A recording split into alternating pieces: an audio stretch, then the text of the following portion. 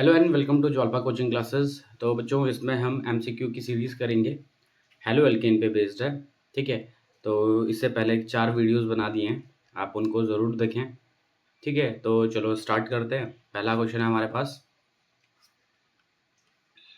The example of alkyl halide, the reaction of an alkyl halide with KCN is an example of which type of reaction. देखो कह रहे हैं कि आपके पास क्या है, एल्काइल हैलाइड है। What is alkyl halide? RX।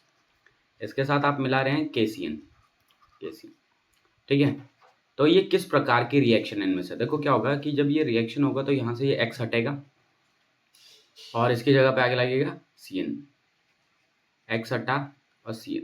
तो CN ने एक्चुअली क्या किया है, X को सब्स्टिट्यूट किया है। क्या किया बेटे? CN ने X को सब्स्टिट्यूट किया है। तो ये किस तरीके की रिएक्शन होती है? ये होती है सब्स्टिट्यूशन रिएक्शन। एडिशन रिएक्शन में तो क्या होता है, एडिशन रिएक्शन में कोई रिएक्टेंट आके जुड़ जाता है और सबस्ट्रेट से कोई भी चीज़ निकल के जाती नहीं है। एलिमिनेशन में निकल जाता है, कुछ भी ऐड नहीं हो रहा होता है। लेकिन सब्स्टिट्यूशन में क्या हो रहा होता है, रिप्लेस हो रहा होता है। जैसे यहाँ पे X और CN आपस में क्या हो चुके हैं, मतलब रिप्लेस हो चुके हैं। ठीक है। और रीअरेंजमेंट है नहीं है। ठीक है, रीअरेंजमेंट सेम ही मॉलिक्यूल अपने एटम्स को अगल बगल में रिप्लेस कर देता है। ठीक है। चलिए नेक्स्ट नेक्स्ट क्वेश्चन करते हैं। Which of the following is correct regarding haloalkanes? इनमें से कौन सा हेलो एल्केन्स के हिसाब से करेक्ट है? चलो देखते हैं। Haloalkanes are polar molecules. हाँ जी, हेलो एल्केन्स पोलर होते हैं। क्यों होते हैं पोलर? देखो RX है, ये क्या होता है, X क्या होता है बेटा? ये होता है इलेक्ट्रोनेगेटिव। ये क्या होता है? इलेक्ट्रो नेगेटिव होता है। कौन? X। ये इलेक्ट्रोनेगेटिव होता है तो ये क्या करता है, इन शेयर्ड पेयर ऑफ इलेक्ट्रॉन्स को अपनी तरफ खींच लेता है, जिसकी वजह से X पे आ जाता है पार्शियल नेगेटिव चार्ज और R पे आ जाता है पार्शियल पॉजिटिव चार्ज। ठीक है, तो ये पोलर होता है। Haloalkanes are generally non reactive. गलत बात है, हेलो एल्केन्स रिएक्टिव होते हैं क्योंकि पोलर है। ठीक है। Haloalkanes can not undergo nucleophilic substitution reaction. नहीं, न्यूक्लियोफिलिक सब्स्टिट्यूशन रिएक्शन शो करता है क्योंकि X क्या है, ये भी क्या है, न्यूक्लियोफाइल है। ये क्या है, न्यूक्लियोफाइल है। और यहाँ से अगर एक न्यूक्लियोफाइल हटेगा तो दूसरा न्यूक्लियोफाइल ही आएगा।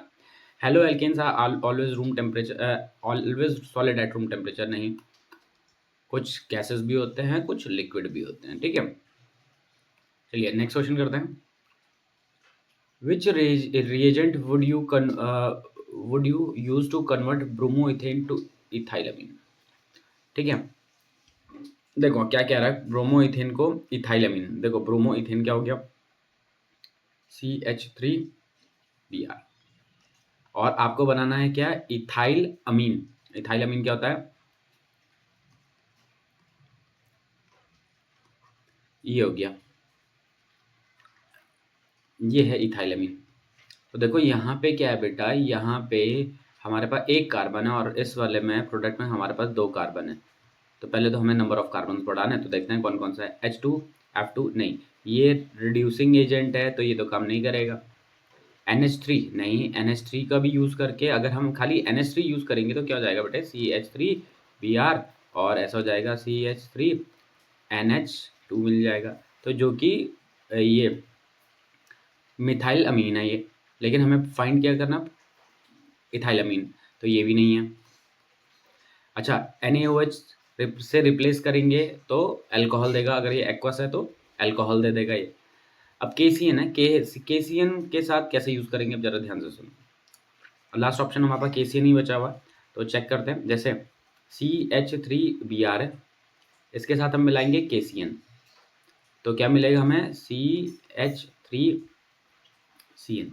इसमें देखो क्या हो चुका है बेटे, इसमें नंबर ऑफ कार्बन्स बढ़ गए हैं। देखो पहले यहाँ पे एक ही कार्बन था ये, लेकिन अब हमारे पास कितने हो गए हैं, 2 कार्बन हो गए, तो नंबर ऑफ कार्बन बढ़ गया। अगर अब हम इसका रिडक्शन करते हैं, क्या करते हैं, अब हम अगर इसका रिडक्शन करते हैं in the presence of lithium aluminium hydride, तो क्या होगा, यहाँ पे इसका रिडक्शन होगा और जो ये N है इस पे लग जाएंगे क्या, CH3C, इस पे लग जाएंगे आपके हाइड्रोजन्स और 2 हाइड्रोजन इस पे लग जाएंगे, तो 4 है। ठीक है। तो देखो ये बन गया हमारे पास क्या, ये बन गया इथाइलामीन। तो कैसे बनाया हमने ब्रोमोइथेन से इथाइलामीन, पहले तो हमने इसके साथ KCN मिलाया, केसीएन मिलाने पे नंबर ऑफ कार्बन बढ़ गए, उसके बाद हमने क्या कर दिया, रिडक्शन। तो ये लिथियम एल्यूमिनियम हाइड्राइड क्या होता है, ये होता है बेटा रिड्यूसिंग एजेंट। क्या होता है ये, रिड्यूसिंग एजेंट होता है। और रिड्यूसिंग एजेंट है तो इसने क्या कर दिया, इसने कर दिया इसका रिडक्शन, और रिडक्शन करके हमें मिल गया ये। ठीक है, तो इसका आंसर क्या हो गया, answer D KCN followed by lithium aluminium hydride LiAlH4। चलो नेक्स्ट क्वेश्चन करते हैं बच्चों।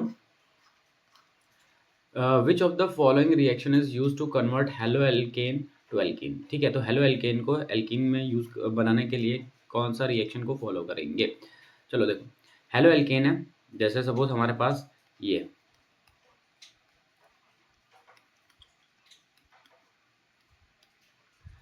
मान लेते हैं ये हमारे पास है, और हमें एल्कीन बनाना है। क्या बनाना है, एल्कीन।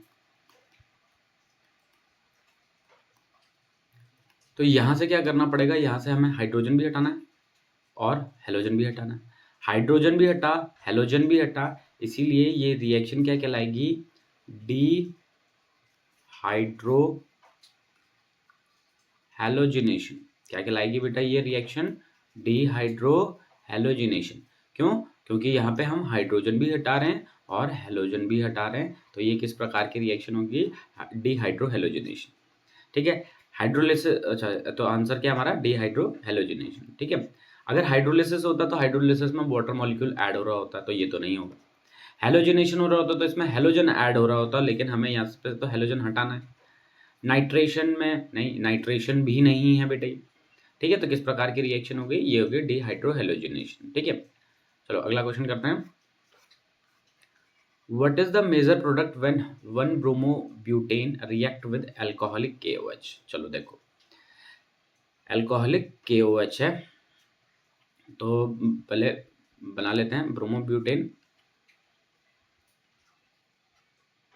इधर हाइड्रोजन और इधर भी हाइड्रोजन, इधर भी हाइड्रोजन,